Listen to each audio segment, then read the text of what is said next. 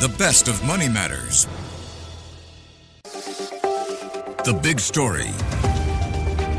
Welcome to The Big Story. I'm Hong Bin Jung. A passenger jet and a Black Hawk helicopter collided in midair yesterday and crashed into the Potomac River near Reagan National Airport near Washington, D.C. Now, President Donald Trump confirmed earlier today that there were no survivors. The collision is the deadliest aviation disaster in the U.S. since November 12, 2001, when an American Airlines flight crashed in New York, killing all 260 people on board. Many questions remain in the investigation of what caused the collision. As information trickles in regarding what caused a plane and a helicopter to collide in Washington, D.C., all eyes are on air traffic rules and regulations. So joining us today to tell us more is U.S.-based aviation safety expert Anthony Brickhouse. Anthony, welcome to the show. Good day. Thanks for having me. Thank you so much for joining us. Anthony, now the video of the collision has circulated all over news outlets and on social media. What was your first impression seeing the collision? Were you surprised? It was a shocking video to see something happen like that in a very popular airspace such as Washington, D.C. Obviously, it's sad that we have lost 67 people in this accident. But I'm not surprised because we've had several close calls over the past 2 to 3 years in the U.S. involving traffic conflicts at or near airports. I see. You mentioned there have been a lot of close calls, but why haven't authorities done something beforehand if there were so many close calls? Well, in aviation safety, we identify trends, and a trend is anything that continues to happen over and over again. And if you continue to have trends, it's unfortunately going to turn into tragedy. So there have been meetings, there have been talks to make changes, but evidently not enough was done because we had tragedy a few nights ago. I see. So help us explain this recent incident. How did it all happen? Help us understand the moments that transpired right before the horrific accident. Well, from my understanding, you had the American Eagle CRJ regional jet flying from Wichita, Kansas to Washington, D.C. It was on final approach, and at the last minute, they got a runway change, which happens in aviation. You also had an Army Black Hawk helicopter flying up the river on some type of mission. And it looks like the helicopter was talking to air traffic control, and the commercial aircraft was talking to air traffic control. But at some point, there was a failure, and the two aircraft collided. And as I mentioned, we lost 67 people. I see. Well, investigations are still ongoing, but the flight data and cockpit voice recorders have been recovered from the commercial airline flight. Anthony, what are investigations saying so far about the cause of the collision? Are we any closer to finding out why this happened? With each hour that goes by, I feel that we get closer to figuring things out, but we don't investigate accidents over a few days. It's going to take months to piece this together.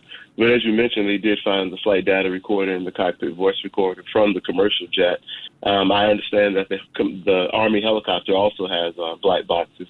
So I'm sure the NTSB today on Friday morning, U.S. time, will start looking into those boxes to see as much as they can learn from that accident. I see. Well, Anthony, given the fact that both aircrafts were reportedly following standard flight paths, what could have contributed to the collision despite their adherence to those paths?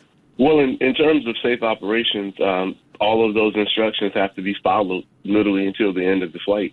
So the commercial jet was literally seconds from landing, and I'm not exactly sure what the military helicopter's mission was, but evidently there was a failure in those last few seconds because the commercial jet never made it to the runway. So there had to be some type of miscommunication or misjudgment. I see.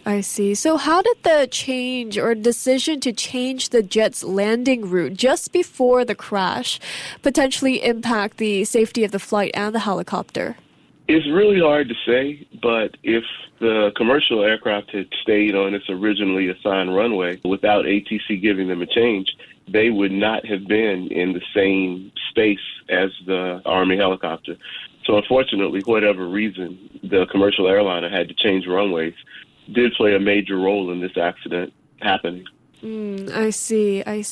And as you mentioned earlier, the airspace over Reagan National Airport is, among the busiest in the country, and passenger planes frequently share the airspace with helicopters. Is this common? How does DC airspace differ from, most other big cities, because commercial air transit coexists with official government and military aircraft? The unique thing about the Reagan National Airport is where it's located. It's land on one side and water on the three other sides. The proximity to Washington, D.C., like you literally can see the Washington Monument and the Capitol building from the airport. So it is, like you said, some of the busiest airspace in the U.S. and is also some of the most restricted airspace. But, we have safe operations at Reagan National, so something definitely went awry the other night to cause this tragedy. I mean, with passenger planes frequently sharing their airspace with helicopters, shouldn't this be a cause for concern? I mean, what kind of safety risks are we looking at? That will definitely be something that the NTSB, the FAA, and the U.S. Army will be looking into. Something that came out last night was that for these operations, you typically have two air traffic controllers, one talking to helicopters, the other talking to commercial airplanes. And for some reason, a second controller was allowed to go home early last night, or at the night of the accident, and that actually allowed one controller to have to talk to commercial airliners and also helicopters. That may be a contributing factor that will have to be investigated. I see. Well, originally, the airport was built to accommodate 15 million passengers annually, but it does see 25 million travelers every year. Should there be a reevaluation then of whether the airport can handle more flights given the growing demand? Absolutely. This is the perfect time to do that evaluation. Ideally, it would have been done before tragedy struck. Right. But now that we have eyes on this situation, like you said, we've almost doubled the operations at that airport. So there definitely needs to be questions as to whether the airport has maxed out in its ability to handle traffic or not. I see. Then what specific changes would you recommend to improve safety while maintaining the airport's efficiency? Well, I think the most important thing right now is to find out exactly what happened to cause the accident from a few nights ago, figure out exactly what the circumstances were. And then once we figure that out, then we can start looking into what changes need to be made. I'm confident if the NTSB comes across anything, significant during the course of their investigation, they won't wait until the end of the investigation to make it known what the problems are. They will do that immediately. Right. Well, Anthony, President Donald Trump has put the blame on diversity in the ranks of air traffic controllers and also criticized his predecessors for lapses in aviation security. What do you make of this blame game? I was highly frustrated yesterday afternoon with the president's press conference. As investigators, we are taught to keep all evidence on the table until evidence suggests otherwise. We investigate based on facts. And what the president did yesterday was he literally got ahead of the investigation and he politicized the investigation and he blamed certain aspects that may or may not have played a role in the investigation. So I think it's important for everyone, the president included, to be patient and let the professionals do their job and figure out what happened. Right. Well, just days before the crash as well, President Donald Trump enacted a sweeping shakeup of the federal agencies responsible for aviation oversight. What impact might that have made? And looking ahead, what do you think Trump will do, and how might that play into the future of the aviation sector in the U.S.? It's really unknown right now. But if yesterday's press conference is any indication of how things are going to be handled, I'm definitely concerned. Typically, regardless of, the president, there's a certain level of decorum, if I may use that word, in terms of how aviation operations and aviation safety are handled. It shouldn't be politicized. We should be focused on this investigation and mourning those lost, as opposed to using this situation to advance a political agenda. I see. Well, looking ahead as well, what kind of regulations, or will there be stricter regulations regarding these flights going into the future? It really depends on what the investigation distills out. If the NTSB, FAA, Army uncover systemic problems, then sweeping changes are going to be made.